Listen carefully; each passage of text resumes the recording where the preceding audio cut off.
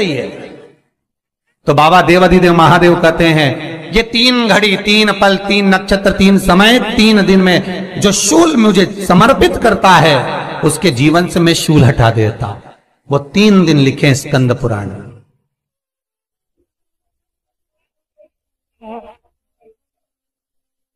महाराज बैसाख महीने में जो प्रदोष आती है, बैसाख के महीने में बहुत ध्यान से सुनना भाई, जो अपनी जिंदगी से बहुत तंग आ गए हो, परेशान हो गए हो, कष्टमय जीवन जी रहे हो, बहुत दुखी हो गए हो, उनके लिए ये स्कंद पुराण का चरित्र फिर मिले ना मिले आप प्रेम से सुन लो भाव से। पहला, बैसाख महीने की प्रदोष,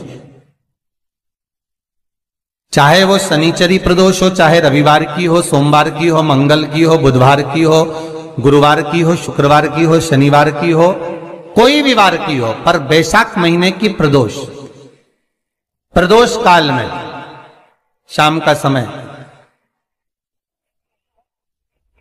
सूर्य डूब रहा हो, बस डूबा ही हो, और उस समय पर सूर्य के डूबन के तुरंत बाद बाबा को धतूरे के साथ में बेलपत्री ना चढ़ाते हुए बेलपत्री के वृक्ष के 7 कांटे बाबा के शिवलिंग पर समर्पित करे जाते हैं महाराज, अपनी जिंदगी में अड़चनों को हटाने के लिए। फिर आप जिस व्यापार में उतरे, जिस व्यवसाय में उतरे, जिस नौकरी में उतरे, आप दिल से करें, आपको तरक्की मिलेगी। आप हार नहीं सकते, नीचे नहीं आ सकते, उन्नति पर ही चढ़ेंगे। एक वैशाख मास की प्रदोष। दूसरा, शिवरात्रि के दिन मध्याह्न का समय महाराज, जो बड़ी शिवरात्रि होती है माघ की, बड़ी शिवरात्रि के अंतर्गत मध्याह्न का समय, दोपहर के ठीक 12 बजे, चाहे फिर वो कोई भी दिन हो महाराज, शिवरात्रि जिस दिन पड़ रही हो,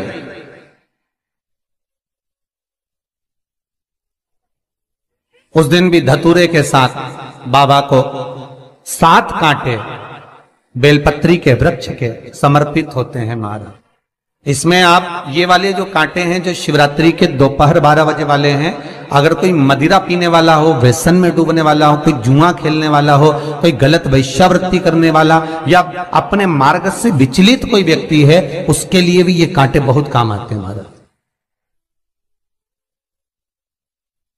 दूसरा, पार्वती तेरे द्वारा तेरे नयन अश्रु से जो प्रगटा हुआ बेल का वृक्ष है, द्वितीय शूल मैं वहां धारण करता, तृतीय शूल, तीसरा शूल जो वर्णन करा गया महाराज, भगवान श्रावण के महीने में जो भी दूसरा सोमवार पड़े, जो भी पड़े, श्रावण के महीने का जो दूसरा सोमवार होता है, उस दूसरे सोमवार में रात्रि के समय पर, अर्थात शास्त्र अब घड़ी और पल का स्मरण करेंगे तो रात्रि के बजेंगे 10 से 12 बजे मारे, 10 से 12 के बीच में धतूरे के साथ बाबा को शूल समर्पित होता है महाराज। ये भी हमारी बाधाओं को, हमारी तकलीफों को, व्यापार व्यवसाय के लिए, नौकरी सर्विस के लिए, बहुत सारे एग्जाम में आप बैठ लिए, गवर्नमेंट एग्जाम के लिए बैठ लिए, नहीं हो रहा, ये 3 बार मेरे शंकर को बेलपत्री के वृक्ष के शूल समर्पित होते हैं, उसका आनंद पाना और उससे अपने को सुख प्राप्त करना।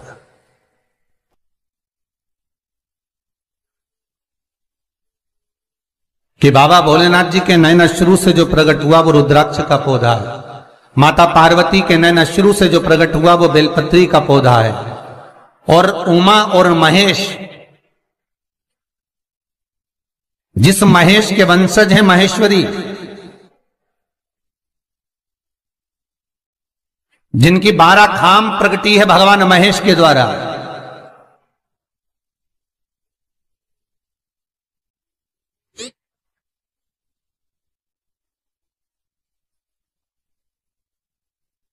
वो महेश और उमा और महेश का जो चरित्र है कि उमा और महेश का जब प्रागट्य हुआ, उमा और महेश जब दोनों आनंद में विभोर होकर जब चलते हैं और दोनों के बैठने से तप मुद्रा से जो पौधा उत्पन्न होता है वो शमी का पौधा है।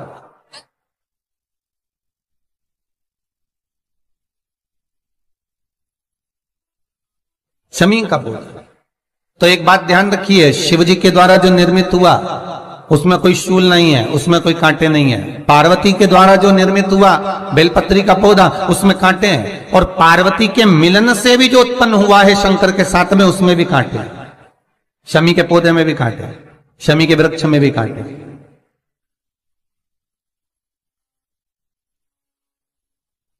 तो पार्वती जी स्कंद पुराण में एक प्रश्न कर रही हैं भोलेनाथ जी से कि प्रभु मुझे ये बताओ कि आपके द्वारा जो निर्मित हुआ उसमें शूलता नहीं है, पर मेरे द्वारा जो निर्मित हुआ उसमें शूल क्यों आया है, उसमें कांटा क्यों आया है? थोड़ा सा माताओं, मेरी जीजियों, आपको थोड़ा बुरा तो लगेगा इस प्रसंग को सुनकर, पर लग जाए, पर आज कथा निकली है तो सुन लो है कि शिवजी जिस रुद्राक्ष को उत्पन्न कर रहे हैं उसमें शूलता नहीं है, पर पार्वती जी जो संग में मिली हैं उसमें भी शूलता है, और पार्वती के द्वारा जो प्रकट हुआ बेलपत्र उसमें भी शूलता है। तो भगवान महादेव बोलते हैं, पार्वती मैं तुझे कुछ कहूं और कहने पर तुझे तेरे हृदय में कोई बात चुभे, शूल लगे तो मुझे ठीक नहीं लगेगा। नहीं नहीं नहीं, आप कहिए प्रभु, मैं सुनने के लिए तैयार हूं, आप तो बोलो कि कारण क्या है। भगवान कहते हैं, पार्वती बस अंतर इतना है, नारी का जो स्वभाव होता है, स्त्री का जो स्वभाव होता है, उसके हृदय में छोटी छोटी बात के शूल बहुत होते हैं।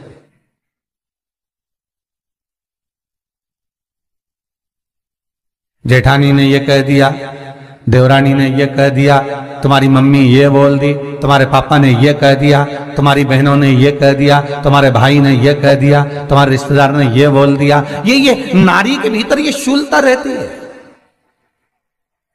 तो पार्वती जी बोली कि जितना तप आपने करा उतना तप मैंने करा, और जितनी साधना आपने करी उतनी साधना मैंने करी, और जितना आराधना दिल से आपने करी उतनी आराधना दिल से मैंने करी, फिर इसमें शूलता कहां से आ गई? भगवान शिव बोले, बस पार्वती बात इतनी सी है कि जब मैं आराधना करने बैठता हूं तो मेरी दृष्टि में सम्मुख में कुछ नहीं होता।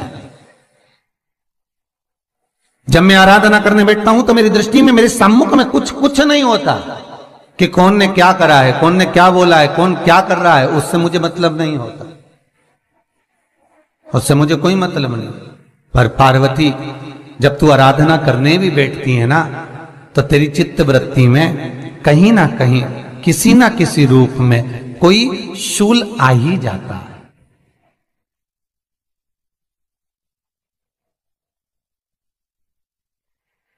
कई माताओं की आदत देखी साहब, भगवान की सेवा करने बैठी है तो भी भीतर थोड़ा सा शूलता भरी हुई है। महाराज बताओ, इतने सारे भगवान इकट्ठे कर लिए, मैंने बोला था बहू से कि वहां रख लेती है, बताओ इतने सारे यहां पर लाकर रख दिए हैं, अब इसकी सेवा करना पड़ रही है, अब ये करना पड़ रहा है। प्रसाद लेने के लिए रसोई घर में गई, भगवान का भोग लगाने के लिए, तो उसमें भी शूलता आ गई। इतने घंटों से मैं सामान ढूंढ रही, फ्रिज में मिल ही नहीं रहा, मैंने रख के गई थी, भगवान जाने कहां चले गए। भगवान को वस्त्र पहना रही है तो शूलता है। अलमारी का ड्रॉज खोला, इसमें मैंने सामान रखा था, ना जाने भगवान का श्रृंगार कहां चले गया, कौन ने हाथ लगाया, फिर शूलता आ गई। भोजन करने बैठे तो शूलता है, कोई कार्य के लिए जा रहे हो तो शूलता है। अर्थात कहीं ना कहीं नारी के जीवन में शूलता बनी हुई है। और पार्वती, जब तुम भजन करो, तप करो, साधना करो, भक्ति करो, उसमें शूलता नहीं होना चाहिए।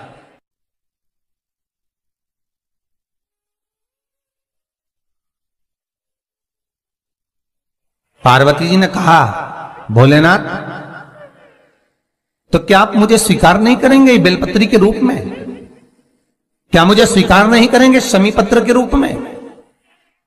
पद्म पुराण, स्कंद पुराण, लिंग पुराण, नर्मदा पुराण और शिव महापुराण, ये सारी पुराणे वर्णन करती है। पार्वती जी का खंड आनंद वर्षत कर रहा है, वर्णन कर रहा है। पार्वती खंड वर्णन कर रहा है, सती खंड वर्णन कर रहा है, उमा संहिता वर्णन कर रही है।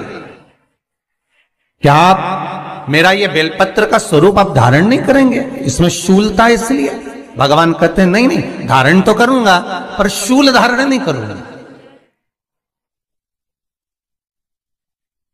मैं शूल धारण नहीं करूंगा, मतलब बेलपत्री में जो कांटे लगे रहते हैं बेलपत्री की, उस डाली के अंदर जो कांटे शूल रहते हैं, भगवान शिव वो धारण नहीं करते। आप उस बेलपत्री को आप बड़े प्रेम से आनंद से पत्ते को निकाल लीजिए, तोड़ लीजिए, उतार लीजिए और फिर भगवान को वो प्रेम से समर्पित करो तो भगवान स्वीकार करना।